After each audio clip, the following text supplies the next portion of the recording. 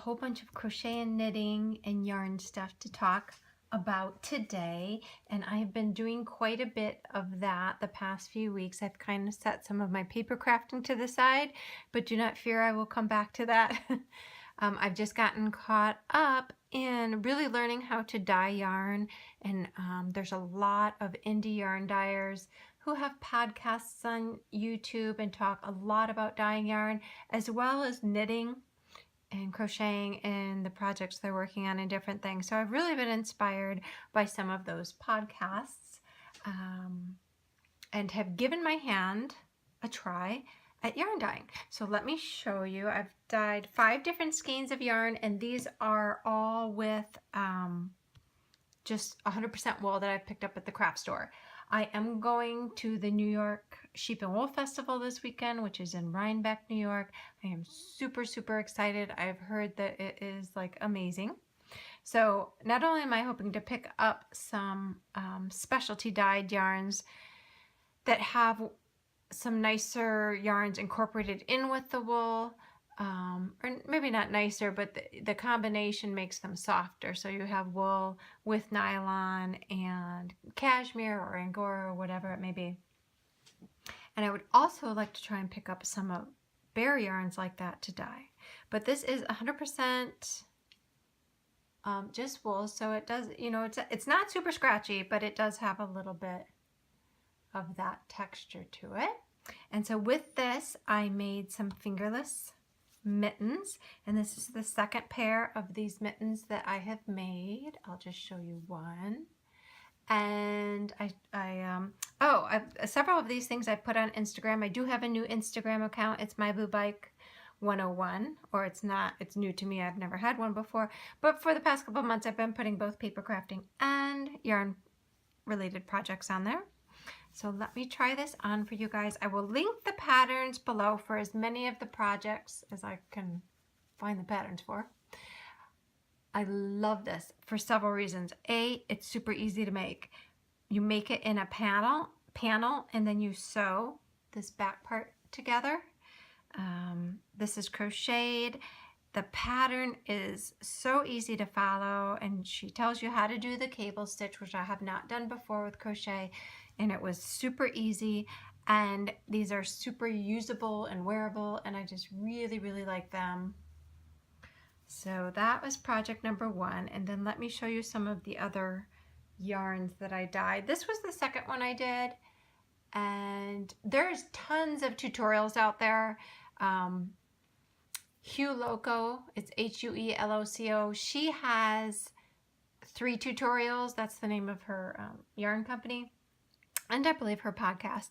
She has 3 tutorials, but there's tons of other ones, so I'm not going to get into all of that.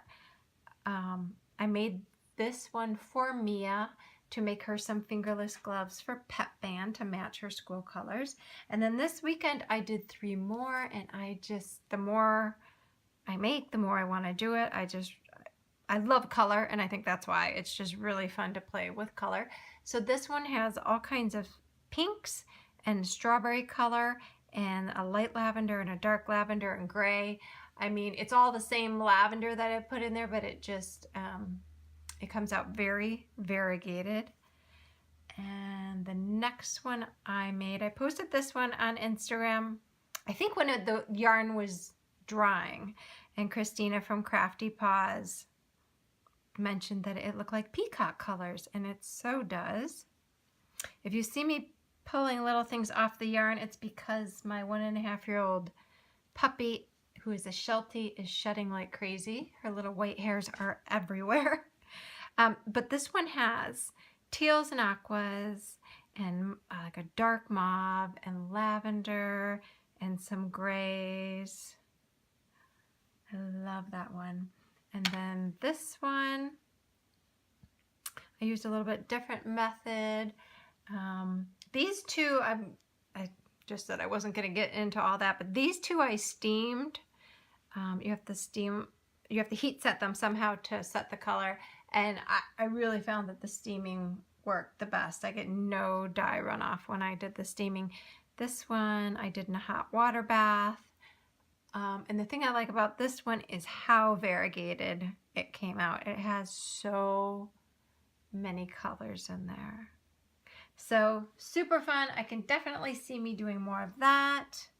Here is another little project I made. Well, let me just show you this super quick and then I'll show you the scarf I'm working on. This is a coffee cozy just made with wool. This is crocheted and I believe the stitch is called a cross stitch in here. I will put the pattern for this below. This would be a great stocking stuffer and it's very stretchy so it fits different size coffee cups. This is my project I've been working on that I cannot wait to finish. It should be done this week because I want to wear this to the Rhinebeck Festival this weekend. So I'll just show you on this end. This is like a shawl or a scarf. I think it's pretty much a scarf because it's not quite wide enough to be a shawl, but it has this beautiful variegated yarns that goes from browns to grays to pinks and creams and more grays and like a charcoal gray, and then goes into purple and then a really vivid purple. And this is the Lion brand Shawl in a Ball yarn. It's very soft. I absolutely love it. So I can't wait to finish this up. And again, this pattern is really easy. It's just double crochets and slip stitches in a little shell pattern. And then let's see, before I move on to knitting, I wanted to mention that I have been switching most of my needles over to these Ergonomic Clover needles. I've tried a few different Clover needles and I have really bad arthritis. It's been particularly bad this fall. So I have problems with dexterity and my fine motor skills and hanging on to smaller things. So I have found these really right now are my favorite Ergonomic crochet needles. In addition to that, they have a super slick hook on the end, so it actually makes crocheting a little bit faster. And I usually hold it like this, but sometimes my pinky gets sore. I can just flip it under and continue on my way.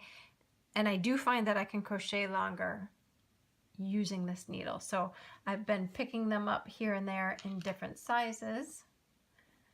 And then as far as knitting goes, I haven't knit much in years.